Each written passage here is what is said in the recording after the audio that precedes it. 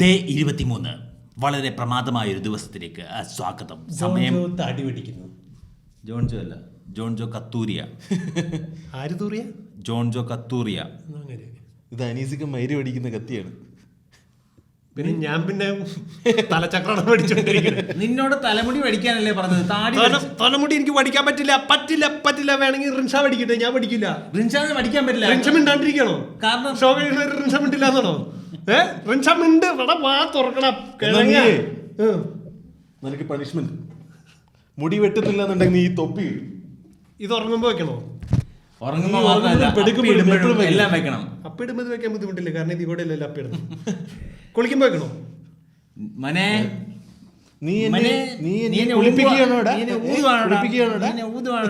ഞാൻ ഊതില്ല.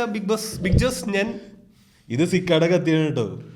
എന്ത് കത്തി? ഇതൊക്കെ തുമ്പില്ലാത്ത കത്തി. ഇതൊക്കെ ആപ്പിളും തക്കാളിയും ഒക്കെ മുറിക്കുന്നല്ലേ, കറക്റ്റ് ആവശ്യമുള്ളതല്ലേ. അപ്പൊ ഇങ്ങനെയുള്ള വൃത്തികെട്ട കാര്യങ്ങൾക്ക് ഇത് ഇടാമോ ഇത് അനുമോക്ക് തക്കാളി മുറിക്കാനുള്ളതൊക്കെ വേണ്ടേ പരിപാടിയിലല്ലേ? അങ്ങനെ ഉണ്ടെങ്കിൽ ഞാൻ 1-2 ബട്ടൺസ് തുറന്നിടാം. അടച്ചു വെക്കണത്. അപ്പൊ ഡിസ്കസ്റ്റിംഗ്. ബൈ കഴിഞ്ഞ ആഴ്ച ഏറ്റവും അടിപൊളി ഇൻസിഡന്റ് ആയിരുന്നു. എനിക്ക് തോന്നുന്നു പിരിച്ചതാണ് അല്ലേ? അത് ഈ ആഴ്ചയല്ലേ ബിഗ് ബോസ് പിരിച്ചു കളഞ്ഞു. എനിക്കിപ്പോ തീരെ ഇഷ്ടമല്ലാത്ത എപ്പിസോഡിൽ ആലട്ടം വരുന്ന അല്ല, പക്ഷേ സാറ്റർഡേ എപ്പിസോഡ് പുള്ളി വന്നിട്ട് അത്യാവശ്യം നന്നായിട്ട് പിടിക്കേണ്ടവരൊക്കെ പിടിച്ചു, നന്നായിട്ട് ചെയ്തെന്നാണ് എനിക്ക് തോന്നുന്നത്. എനിക്ക് ആ എപ്പിസോഡ് എനിക്ക് ഇഷ്ടപ്പെട്ടായിരുന്നു. എനിക്കിഷ്ടപ്പെട്ടു. ആൾക്കാർക്ക് ഇവരെ കാണുന്നത് കൂടാതെ അല്ല, നമ്മൾ വീണ്ടും കണ്ടന്റ് വീണ്ടും കണ്ടോണ്ടിരിക്കല്ലേ, നമുക്കതൊന്ന് കണ്ടു നോക്കാം എന്ന് പറഞ്ഞിട്ട് സെയിം സാധനമല്ലേ നമ്മൾ വീണ്ടും. അവര് കാണുമ്പം അവരുടെ എക്സ്പ്രഷൻ ഒക്കെ ഒരു ഇമ്പോർട്ടൻസ് ഉണ്ടല്ലോ, അതുകൊണ്ടാണ് ആൾക്കാർക്ക് അവർക്ക് ഇഷ്ടവും അതാണ്. കാരണം അവരത് കാണുന്നില്ലല്ലോ, പല സ്ഥലത്ത് നടക്കുന്ന കാര്യങ്ങളില്ല. അല്ലാതെ വന്നിട്ടാണല്ലോ ഇത് പിൻ പോയിന്റ് ചെയ്ത് ഇത് കണ്ടോ, അവൻ പറഞ്ഞു നിങ്ങൾ കേട്ടോ. ഈ മെയിൻ ആയിട്ട് അടി നടക്കുന്നതെന്ന് പറഞ്ഞു കഴിഞ്ഞാൽ എക്സ്പോസീവ് ആണല്ലോ. ഇവൻ പറഞ്ഞു അവൻ പറഞ്ഞു, ഈ പറഞ്ഞു കേട്ട ഫാക്ട് വെച്ചാണ് തമ്മിൽ അടിച്ചോണ്ടിരിക്കുന്നത്.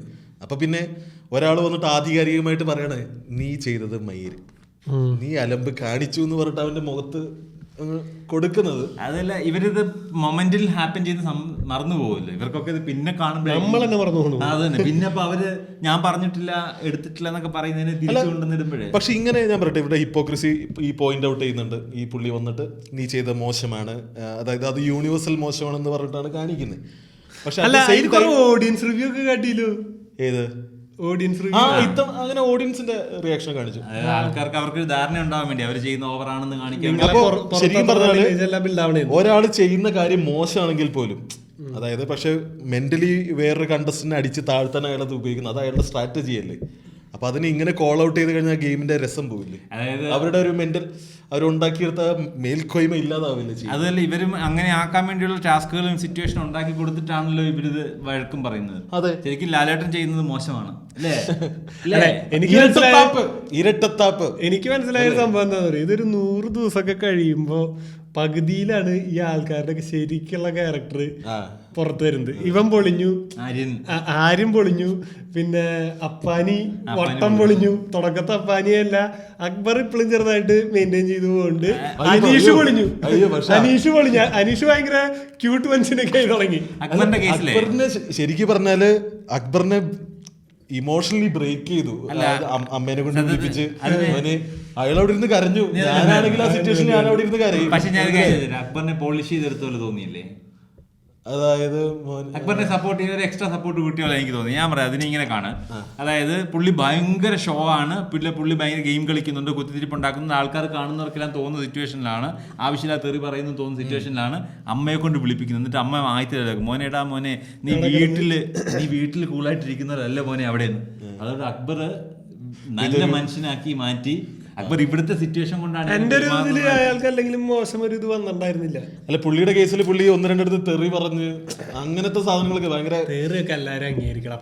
അപ്പാനി ശരത്തിന്റെ കൂടെ കൂടി നിന്ന് പുള്ളി ഈ ഗെയിം കളിക്കുന്നത് പറഞ്ഞ് ഇങ്ങനെ കുരുകുരുത്തിരിക്കുന്ന അല്ലാതെ കാര്യമായിട്ടൊന്നും ചെയ്യുന്നില്ലെന്നൊരു ധാരണ ഉണ്ടായിരുന്നില്ല. അല്ല, പുള്ളി ഗെയിം ചേഞ്ച് ചെയ്യാനുള്ളൊരു ഓപ്ഷൻ പുള്ളിക്ക് കിട്ടി. അതായത് ഓക്കെ, ഇങ്ങനെ ഒരു സിറ്റുവേഷൻ പുറത്തുണ്ട്. അത് സത്യം പറഞ്ഞാൽ ഭയങ്കര ഇമോഷണൽ ആയിരുന്നു കേട്ടോ. പുള്ളിക്കാരിയുടെ സൗണ്ട് കേട്ടപ്പോ അപ്പഴേ അവൻ ബ്രേക്ക് ആയി. അല്ല, അക്ബറിന്റെ ഇമേജ് നന്നാക്കി എടുക്കാനുള്ള സാധനം കിട്ടി. അക്ബറിനെ അത് പിടിക്കുകയും ചെയ്യും മുന്നോട്ട്. അപ്പാനിനെ അതുപോലെ കഴിഞ്ഞ വീക്കില് ഷാനവാസ് ഒന്ന് മൊത്തത്തിൽ ഒന്ന് വരട്ടി എടുത്ത് എന്തോ ഒരു ബ്ലാക്ക് മെയിൽ പോലെയൊക്കെ ഞാൻ ആ കഥ പറയുന്നത്. അതായത് ഇയാളെങ്ങാണ്ട് പണ്ട് പുള്ളീനെ വിളിച്ചിട്ടുണ്ട്.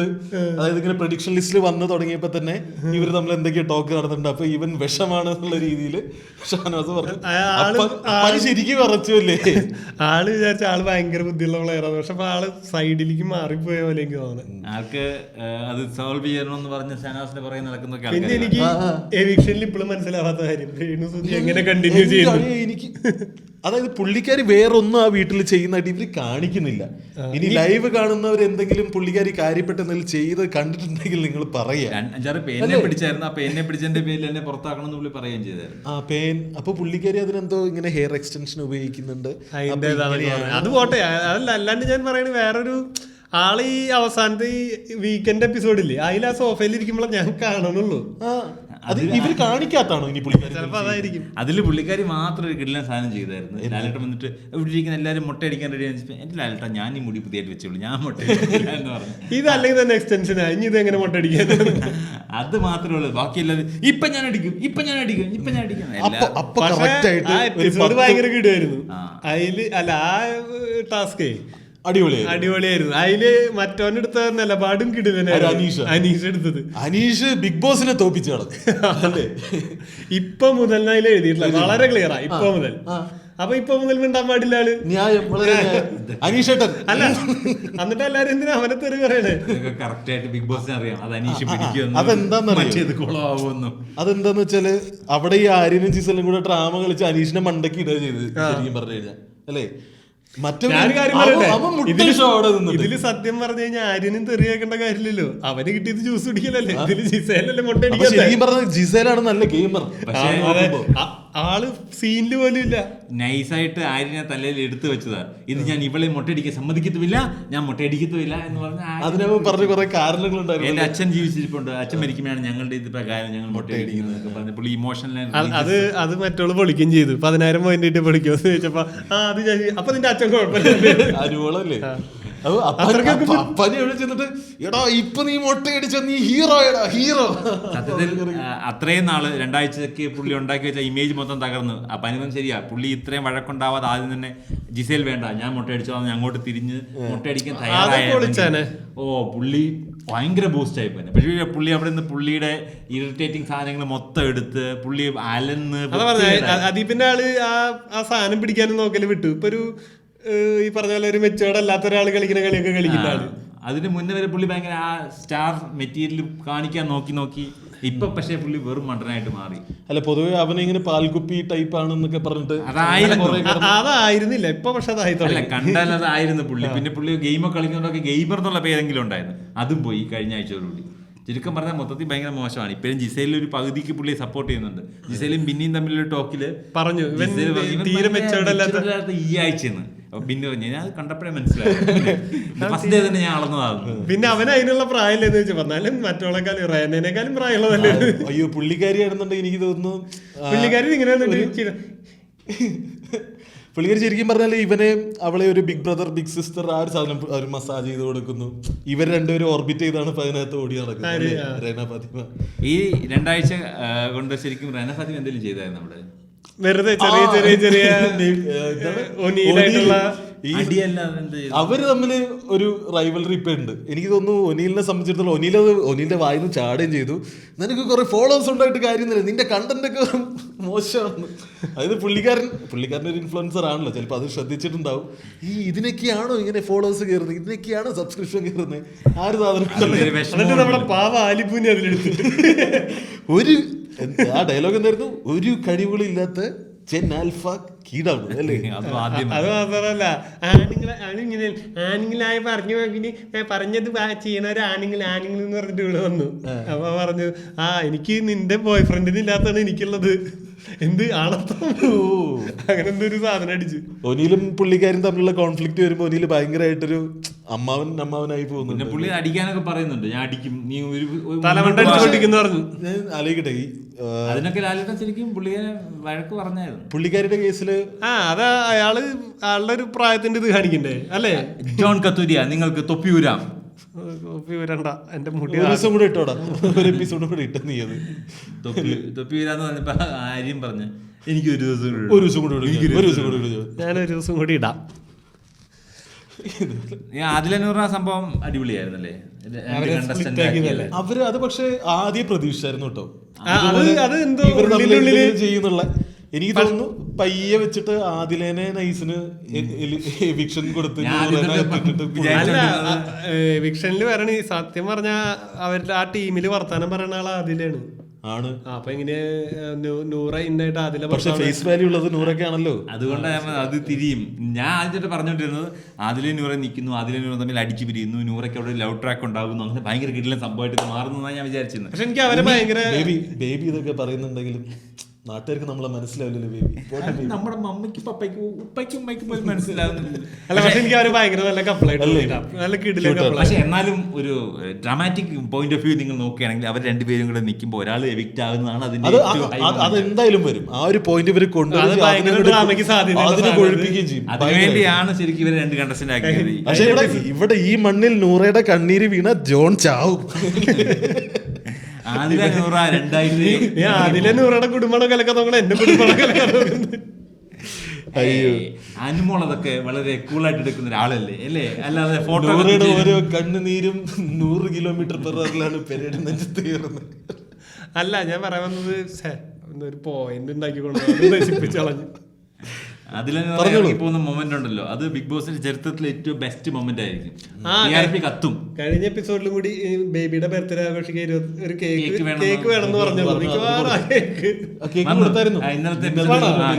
കേക്ക് വന്നു. അവരുടെ ബിന്നിയുടെ ആനിവേഴ്സറി ആയിരുന്നു. ബിന്നിയുടെ മാരേജ് ആനിവേഴ്സറി. എല്ലാവർക്കും കൂടി 2 കേക്കില് അവരുടെ 2-3 ഫ്രണ്ട്സ് വിഷ് ചെയ്യുന്ന വീഡിയോ കാണിച്ചു. ആദിലനൂറയുടെ ബിന്നിയുടെ ഹസ്ബൻഡിന്റെ വീഡിയോ കാണിച്ചില്ല. എനിക്കൊന്ന് പുള്ളിക്കാരൻ വേറെ ചാനലിന്റെ സീരിയൽ ആർട്ടിസ്റ്റ് ആണെന്ന് തോന്നുന്നു.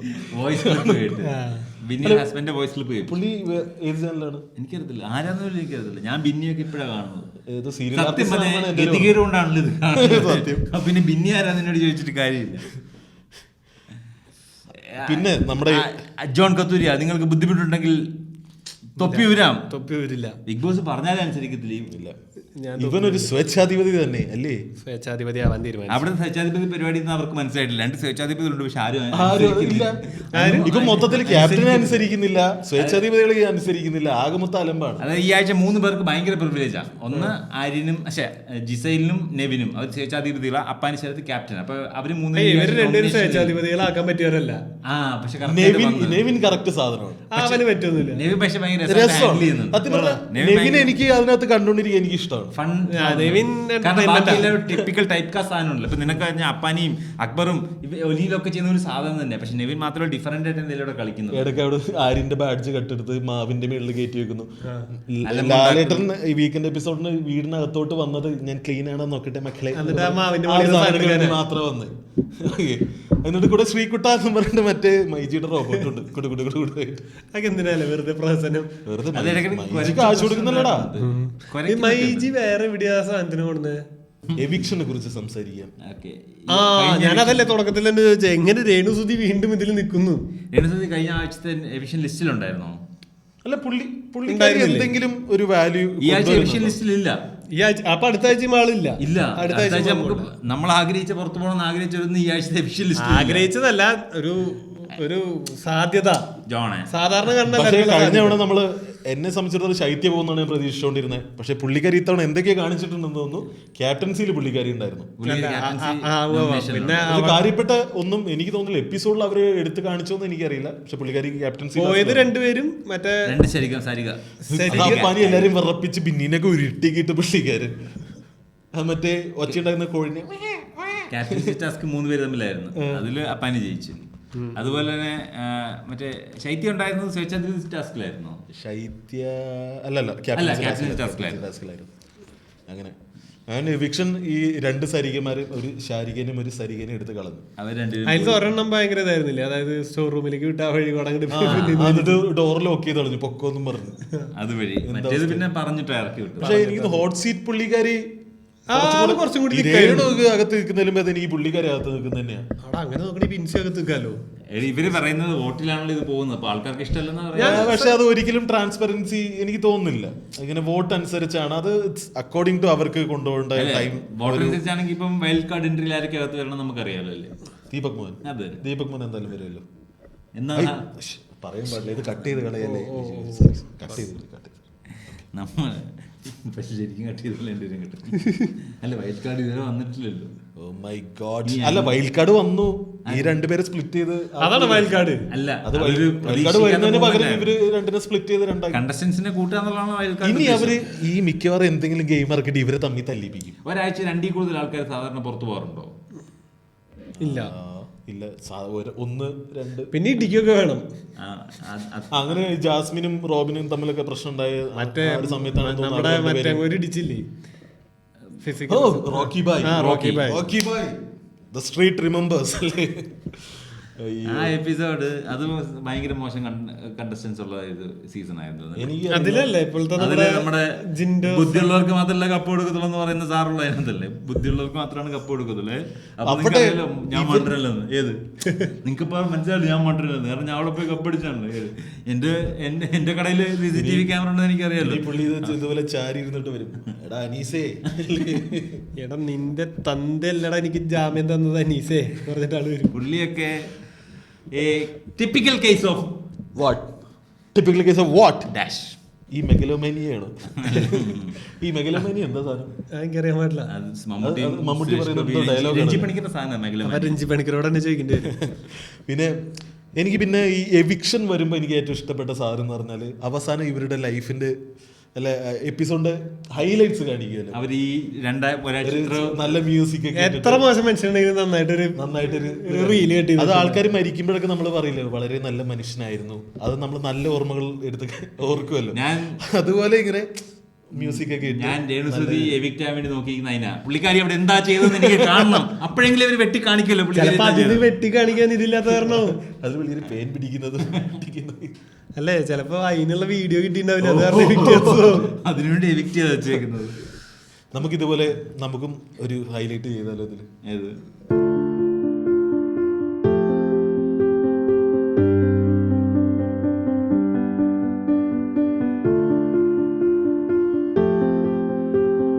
ബിഗ് ബോസിനെ മൊത്തത്തിൽ റൂൾസ് ഉണ്ടെന്ന് പറഞ്ഞാലും ചില കാര്യങ്ങളിലെ റൂൾസ് നോക്കാൻ ബിഗ് ബോസ്. ഇല്ല, എനിക്ക് ഒരു സ്ഥലത്ത് റൂൾസ് തോന്നിയില്ല. കക്കാൻ പാടില്ല എന്ന് പറഞ്ഞാൽ കക്കും, ജയിലിൽ ചാടും. ഈ ബാൻഡില്ലാണ്ട്. അത് മാത്രമല്ല അസോൾട്ട് അങ്ങനെയുള്ള കുറെ സീരിയസ് വിഷയങ്ങളുണ്ടല്ലോ. ചില സാധനങ്ങളിൽ അവർ ടാസ്ക് ഇട്ട് കൊടുത്തു കഴിഞ്ഞാൽ അതിനെ കൺട്രോൾ ചെയ്യാനോ മോണിറ്റർ ചെയ്യാനുള്ള പ്രോപ്പർ നിർദ്ദേശങ്ങൾ കൊടുക്കുന്നില്ല, അവരത് പാലിക്കും. അങ്ങനെ ചെയ്ത് കഴിഞ്ഞാൽ പിന്നെ അവിടെ കോൺഫ്ലിക്റ്റ് ഇല്ല. പിന്നെ ഈ തലേന്ന് സാധനം ഊരാൻ പാടില്ല എന്ന് പറഞ്ഞാൽ അന്ന് തന്നെ അനുമോളം ഊരി. അല്ല ഇത് ഇങ്ങനത്തെ സില്ലി കാര്യങ്ങളൊക്കെ പിടിക്കുകയും ഞാൻ വലിയ കാര്യങ്ങളൊക്കെ ആ മണ്ണിനകത്ത് ഭൂമി കൈയെടുക്കൽ ടാസ്ക് ഉണ്ടല്ലോ, അവിടെ എന്താ നടന്നത്? ഒന്നാമത്തെ ആ റൂൾ ആൾക്കാർക്ക് എന്ത് ചെയ്യണം എന്നുള്ള പ്രോപ്പർ ധാരണ ഇല്ലാത്ത പോലെ പെരുമാറുന്നത്. പിന്നെ എനിക്ക് ആ ഗെയിം മനസ്സിലായി, പ്രോപ്പറായിട്ട് നടന്നില്ല. ഗെയിം നിർത്തി വെക്കാൻ പറഞ്ഞുകൊണ്ടിരുന്നു. കളക്ട് ചെയ്യുന്ന പരിപാടിയായിരുന്നു. അല്ല,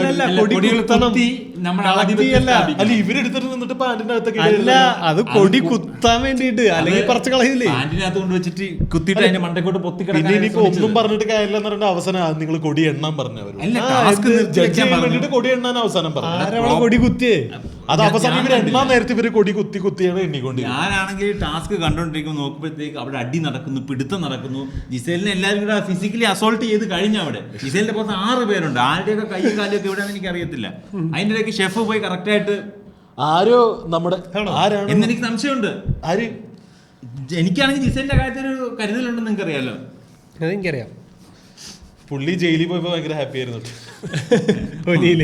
അതുകൊണ്ട് ആകെ ജിസൈലിന്റെ കൂടെ ജയിൽ ഷെയർ ചെയ്യാൻ പറ്റി. പക്ഷെ ഓരോ നിമിഷം എണ്ണി ചെലവഴിക്കേണ്ടി വന്നു. അവര് കിടന്നുറങ്ങിയല്ലോ. സത്യത്തിൽ 2 മണിക്കൂർ എണ്ണിയുള്ളൂ. അപ്പോഴത്തേക്ക് ഒരു മടുത്തിട്ട് കിടന്നുറങ്ങിയിട്ട് രാവിലെ എഴുന്നിട്ട് വീണ്ടും 1 മണിക്കൂർ അടിച്ചു, എന്നിട്ട് 5 മണിക്കൂർ. സത്യം പറഞ്ഞവർ ആദ്യമേ കിടന്നുറങ്ങേണ്ടതായിരുന്നു. കാരണം അവർക്കറിയാം ഇത് മെനക്കെട്ട പണിയാ. അടിച്ചടിച്ച് അവസാനം ബിഗ് ബോസ് പറഞ്ഞില്ലെങ്കിൽ നിർത്താൻ പറ്റും. ഇടയ്ക്കൊന്ന് അഭിലാഷ് വന്നിട്ട് ഉറങ്ങുന്നത് എഴുതടിക്ക് ആദ്യമേ അത് വിട്ടിട്ട് രാവിലെ എഴുന്നിട്ട് സമയം പ്രൊഡിക്ട് ചെയ്താൽ മാത്രമല്ല. പക്ഷെ അതെന്താണെന്നറിയോ, അങ്ങനെ കിടന്നു കഴിഞ്ഞാൽ പിന്നെ ഈ ബാക്കി കണ്ടസ്റ്റൻസ് പിന്നീട് ഇഷ്യൂ ആക്കും, നിങ്ങൾ ടാസ്ക് ഒന്നും തൊട്ട് ചെയ്തില്ല എന്ന് പറഞ്ഞു. അല്ല, ചിലപ്പോ കിടന്നു കഴിഞ്ഞാൽ മാറ്റും. സത്യത്തിൽ അത് പറഞ്ഞാൽ അതിനെ ഗെയിം എന്നങ്ങ് പറഞ്ഞാൽ പോരെ. അത് ഞങ്ങളുടെ ഗെയിം. ഇയാള് സമയം പ്രൊഡിക്ട് ചെയ്യാനല്ല, ഞാൻ സമയം പ്രൊഡിക്ട് ചെയ്തു. പക്ഷെ ഇതൊക്കെ കാണിച്ച് ഇവന്മാരങ്ങ് എവിക്ഷനിലോട്ട് ചുമ്മാ തള്ളും. അതാണല്ലോ എല്ലാവരുടെയും പേടി അവിടെ. ഇതിപ്പോ എങ്ങനെയാണെങ്കിലും എവിക്ഷനിലേക്ക് തള്ളേണ്ടവരെ ബിഗ് ബോസ് തള്ളിക്കും,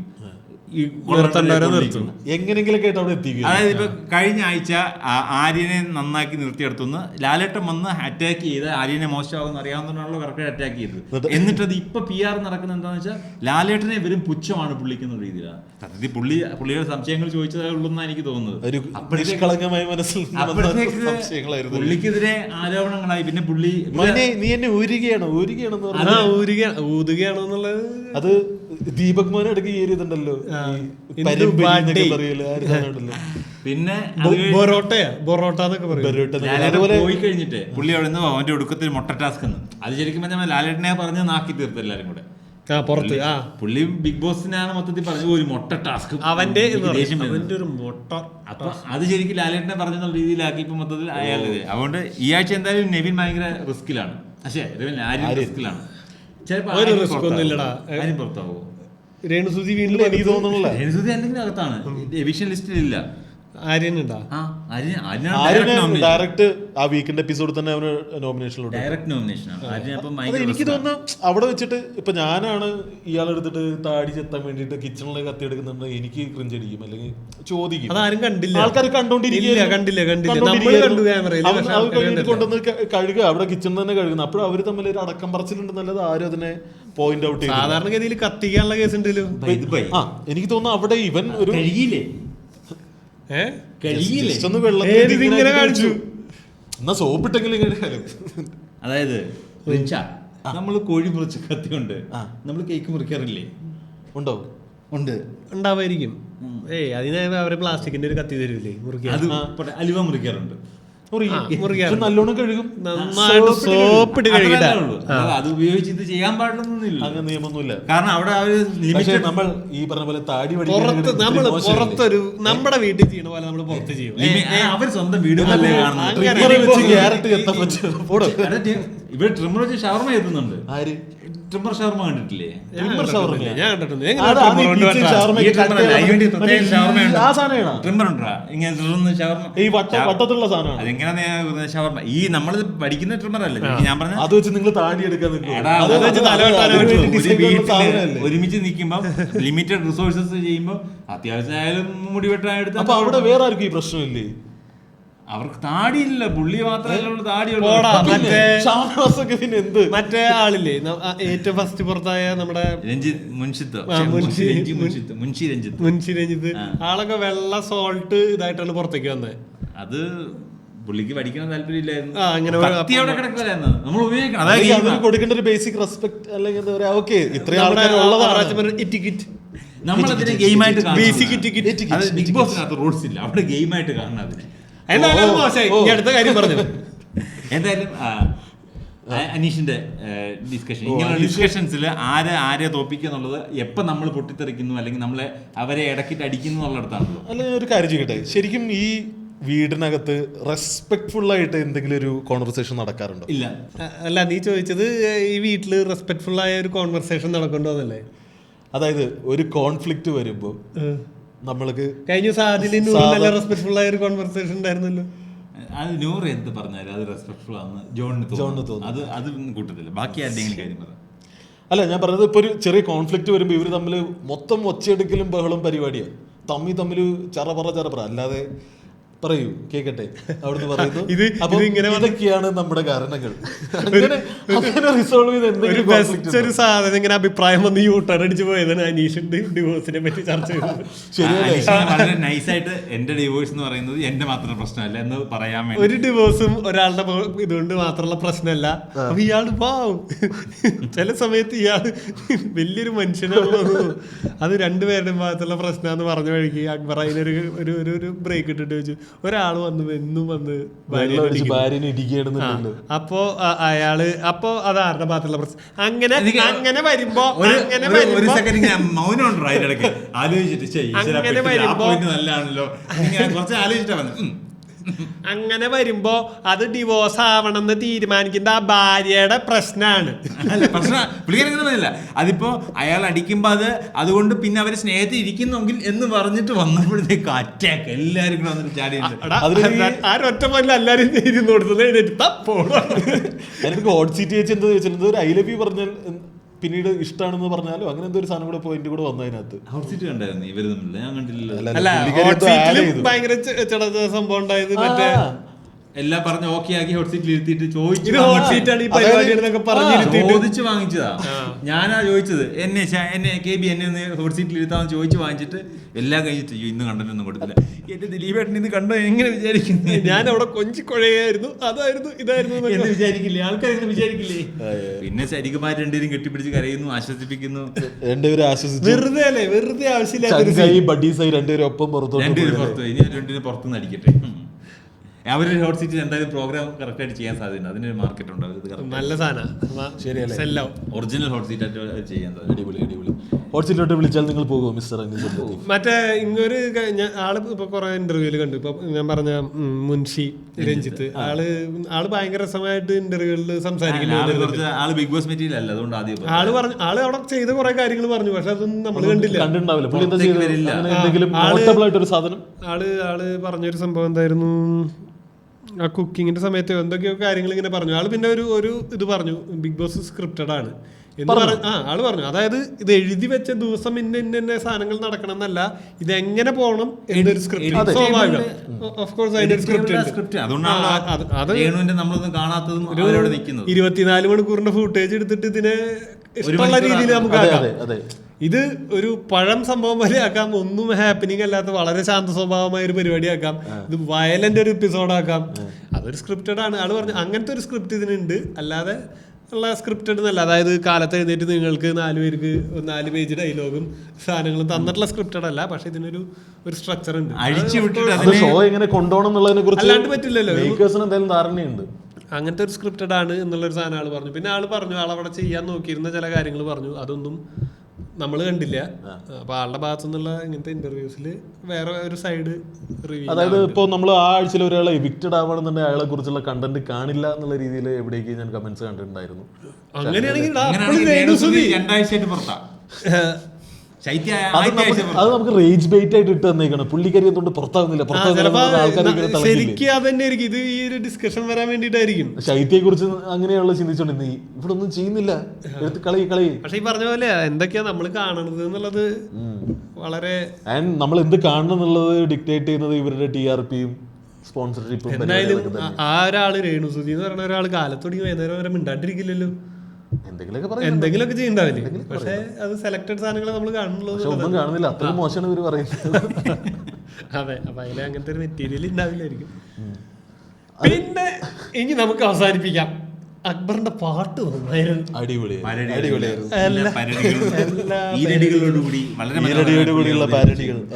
ആള് എത്ര ഒരു 5-6 പാട്ട് പാടിയില്ലേ. ആദ്യം ഈ ശാരികനെ കുറിച്ച് പുള്ളിക്കാരൻ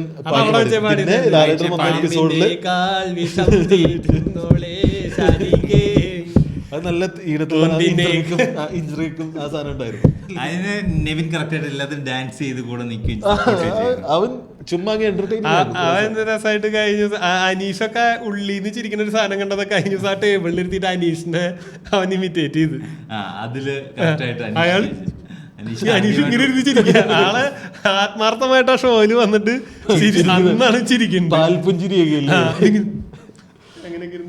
അനീഷിനെ കുറിച്ച് ഇങ്ങനെ ഒരു പറച്ചിലുണ്ട്. അതായത് പുള്ളിയുടെ ഒരു ആർക്ക് സാധാരണ എല്ലാ സീസണിലും കാണുന്ന പോലെ ആദ്യം ഭയങ്കര ബഹളക്കാരൻ, പിന്നീട് പബ്ലിക് ഒപ്പീനിയൻ ഭയങ്കരമായിട്ട് മാറി. ആള് പാവാണ്, ഇപ്പൊ അനീഷിനെ സോഫ്റ്റ് ആയിട്ട് കാണുമ്പോ എല്ലാരും പക്ഷെ അയാള് ചെയ്യണ സാധനം ചെയ്യാൻ എളുപ്പമല്ല. ഒരു മനുഷ്യന് ഒരു സർക്കിളിൽ പെടാണ്ട് ഒരു സ്ഥലത്ത് പോയി നിക്കാന്ന് പറയുന്നത് എളുപ്പമല്ല. ആള് എപ്പോഴും ഒറ്റയ്ക്ക് നടക്കുന്നു. അയാളുടെ ബേസിക് ക്യാരക്ടർ അതാണ്. എനിക്ക് തോന്നുന്നു അല്ല, അയാൾ ഇതിനു വേണ്ടി ഇത്ര പ്രിപ്പയർ ചെയ്ത ആളാന്ന് പറയുമ്പോ ആൾക്ക് ആൾ പ്ലാൻ എക്സിക്യൂട്ട് ചെയ്യണ്ട. അത് ഈ പറയുന്ന ദിവസങ്ങളിലൊക്കെ ആളത് പിടിച്ചു നിൽക്കുന്നുണ്ടെങ്കിൽ കിടിലൻ ഗെയിമറാണ്. കുറെ നാളായിട്ട് ഇതുപോലെ TV സർക്കിളിലൊക്കെ കുറച്ച് കിടന്ന് കറങ്ങിയിട്ടുണ്ട്. പുള്ളിക്കാരന് കിട്ടിയിരിക്കുന്ന ഗോൾഡൻ ഓപ്പർച്യൂണിറ്റി സാധനമാണ്. അപ്പൊ പുള്ളി അത് മാക്സിമം ഉപയോഗിക്കും.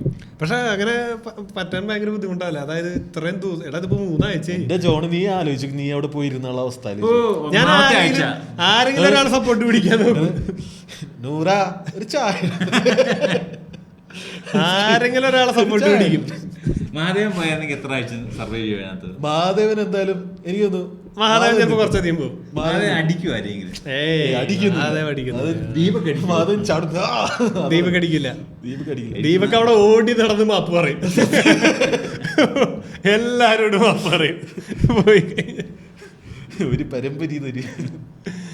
ശരിയാണ്, എന്റെ ഭാഗത്തുള്ള തെറ്റാണ്. ഓക്കെ, ഞാൻ സമ്മതിച്ചു. ആളെ തിരിച്ചറിയാൻ ശ്രമിക്കുകയും തിരുത്താൻ ശ്രമിക്കുകയും ചെയ്യില്ല. 100 ദിവസം 100 ദീപകിനെ കഥ പറഞ്ഞ് ആൾക്കാരെ ഞെട്ടിച്ചേനെ. ദീപക് കുറെ സ്റ്റോറി പറഞ്ഞേനെ, ചരിത്രത്തിൽ കണ്ടിട്ടുള്ള സ്റ്റോറി വന്നേനെ. അതാണ് സാധാരണ ആൾക്കാർ ഈ വിഷമം കുടുംബം അത് പറയുമ്പോ എന്ത് പറയും, അതിനപ്പുറത്തേക്കുള്ള കഥകൾ കൂടുതൽ ഫുഡ് വന്ന് സ്റ്റാൻഡപ്പ് സെറ്റ് ഇറക്കിയാൽ മതി, കുഴപ്പമില്ല. ചൈത്യയുടെ കഥയില് ആൾക്കാര് ചിരിച്ചു. അത് ഭയങ്കര മോശമുള്ളത്. പിന്നെ അവൻ അത് തിരിച്ച് മറിക്കാൻ വേദനയായിരുന്നു, തേങ്ങയായിരുന്നു, കുളം കുത്തി. അഭിലാഷാണ് അതില് പൊട്ടിത്തെറിച്ചത്. അതൊക്കെ നല്ല പരിപാടിയാ. അവനൊരു സ്റ്റാൻഡ് എടുത്തു, അവൻ ആ അവനെ പണിഷ് ചെയ്യാണ് ചെയ്തത്. റൈറ്റ്, ഈ വീക്കെൻഡ് എപ്പിസോഡിൽ എന്താണ് ഇങ്ങനെ പൊട്ടിത്തെറിക്കുന്നൊക്കെ ചോദിച്ചു. അല്ല, അത് അവൻ ചെയ്യേണ്ട സംഭവമായിരുന്നു. ശരിക്കും ശൈത്യ കഥ പറഞ്ഞ അത്ര ബോറടി ആയിരുന്നു. ബോറടി അല്ലടാ, ഇവൻ കഥ തുടങ്ങിയിട്ട് പോലില്ല, അതിന് മുമ്പ് ചിരി തുടങ്ങി. പുള്ളി എന്തോ കളിയാക്കി അനിവിനെ ചിരിച്ചു തുടങ്ങി. പിന്നപ്പം പുള്ളിക്ക് ചിരി നിർത്താൻ പറ്റാതായി. അതായത് സംഭവിച്ചത്. പുള്ളി അനിവിനെ ചിരിച്ചു തുടങ്ങിയതാ. അപ്പൊ തന്നെ ജിസേല് പ്രശ്നം അടങ്ങെന്ന് പറയുന്നുണ്ട്.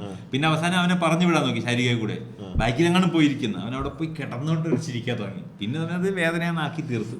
പിന്നെ പുള്ളി ഇങ്ങനെ നമ്പറുകളാണെന്ന് അപ്പത്തെ മനസ്സിലായി. കഴിഞ്ഞ ആഴ്ച പുള്ളിയുടെ ഏറ്റവും മോശം വീക്കായിരുന്നു. പുള്ളി പൊളിഞ്ഞ് തകർന്നതായിരിക്കണം. ഇടിഞ്ഞ് തകർന്നു. അതിന് ഈ ആഴ്ച എവിക്റ്റ് ആവും നോക്കിയാൽ മതി. കാരണം അത്ര മോശമായിട്ട് ഇടിഞ്ഞു പുള്ളി കഴിഞ്ഞ ആഴ്ച. ഈ ആഴ്ച ആരാ എവിക്റ്റ് പുറത്തു പോകാൻ സാധ്യത? ഈ വീക്കിൽ ആദിലെ പോട്ടെ, പോയിട്ട് എന്റെ ആഗ്രഹം ആദിലെ പോകണം. ന്യൂറെ അകത്തുനിന്ന് ലവ് ട്രാക്ക് പിടിച്ച് ബൈസെക്ഷുവാലിറ്റി തിരിച്ചറിയണം എന്നാണ്. അപ്പൊ ഉണ്ടാവുന്ന ഡ്രാമ ഉണ്ടല്ലോ, ഭയങ്കരമായിരിക്കും. പക്ഷെ അതിപ്പോ ഇത്ര നേരത്തെ വെക്കില്ല. നേരത്തെ വെക്കില്ല, അത് ശരിയാ. കുറച്ചും കൂടി അതിലെ സ്ട്രോങ് ആണ് കേട്ടോ. തിരിച്ചു പറപ്പിക്കുന്ന ടൈപ്പാണ്. അല്ല, പക്ഷെ 100 ഒറ്റയ്ക്ക് നിൽക്കാൻ സ്ട്രോങ് അവിടെയാണ് പുള്ളിക്കാരിയുടെ ഒരു ആർക്ക് വരാൻ പോകുന്നത്. ആദിലില്ലാതെ പുള്ളിക്കാരി എങ്ങനെ അതിനകത്ത് ഫെയർ മാത്രമാണെന്നുള്ള സാധനമായിരിക്കും ബിഗ് ബോസ് നോക്കാൻ പോകുന്നത്. അവിടുന്ന് ആദില പുറത്താവുകയും ന്യൂരകത്ത് ഏത് സ്റ്റേജിലാണ് ആദില പുറത്തു പോകുന്നത് നമുക്ക് നോക്കാം. ഇവര് തമ്മിൽ കളിക്കേണ്ടി വരുമല്ലോ അല്ലേ? അത് വെച്ച് എനിക്കൊന്ന് 2 ആഴ്ച മിനിമം ഇവര് ഒപ്പിക്കും, കണ്ടന്റ് ഒപ്പിക്കും. അല്ലാതെ വേറെ ആർക്കും നോമിനേഷനിലുള്ള അല്ല, ഇവരെ കുറച്ചുകൂടെ നിർത്തി കഴിഞ്ഞാൽ ഒരാൾ മറ്റൊരാളെ നോമിനേറ്റ് ചെയ്യുന്ന സിറ്റുവേഷനിൽ എത്തിക്കാൻ പറ്റുമല്ലേ? അപ്പൊ തമ്മിൽ വരുന്ന പ്രശ്നങ്ങൾ എന്തെങ്കിലും ഒരു ടോക്ക് കിട്ടിയ തന്നെ അതിന് മ്യൂസിക് നീ എന്നോട് ഇത് ചെയ്യുമെന്ന് ഞാൻ വിചാരിച്ചില്ല. അതിലല്ലെങ്കിൽ തന്നെ പറയുന്നുണ്ട്, നീ സംസാരിക്കേണ്ട സ്ഥലത്തുനിന്ന് എസ്കേപ്പ് ആവുന്നുണ്ട്, അങ്ങനെയല്ല സംസാരിക്കണം എന്നൊക്കെ പറയുന്നുണ്ട്. അതൊക്കെ മൈക്കിൽ വന്ന സമയത്ത് നമ്മളെ എതിര് നിന്നാണ് ഷാനവാസിനെ സപ്പോർട്ട് ചെയ്ത് വോട്ട് ചെയ്ത് ബേബി അത് ശരിയായില്ല, അങ്ങനെയൊക്കെയുള്ള സാധനങ്ങൾ ഉണ്ടാക്കാം. നമ്മൾ രണ്ട് ഇൻഡിവിജ്വൽ ആണ്. ഞാൻ എന്റെ വോട്ട് എനിക്ക് ഇഷ്ടമുള്ളവർക്ക് ചെയ്യുന്നു. കല്യാണം കഴിച്ചാൽ നമ്മളൊന്നാണ്. ഏത് പക്ഷെ അത് കല്യാണം കഴിച്ചിട്ടില്ല ഇത്രനാളായിട്ട്. ഏത് ഇല്ല, ന്യൂറ ബൈസെക്ഷനാണ് തിരിച്ചറിയണം. അതാണ് എന്റെ ആവശ്യം. വൃത്തികെട്ടവൻ. നല്ലൊരു കുടുംബം ബൈസെക്ഷുവാലിറ്റി തിരിച്ചറിയുന്നത് കൊണ്ട് കുടുംബം തകരുന്നത് എങ്ങനെയാണ്? തകരും. ഇപ്പൊ ജോൺ ബൈസെക്ഷലാണ് തിരിച്ചറിയുന്നത്. ജോണിന്റെ കുടുംബം തകരുമോ? തകരും. അപ്പൊ ശരി, നമുക്ക് നിർത്താം.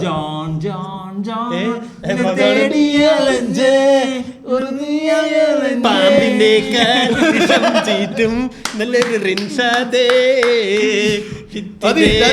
പുക കാണാൻ വന്നൊരു റിൻഷാദേ.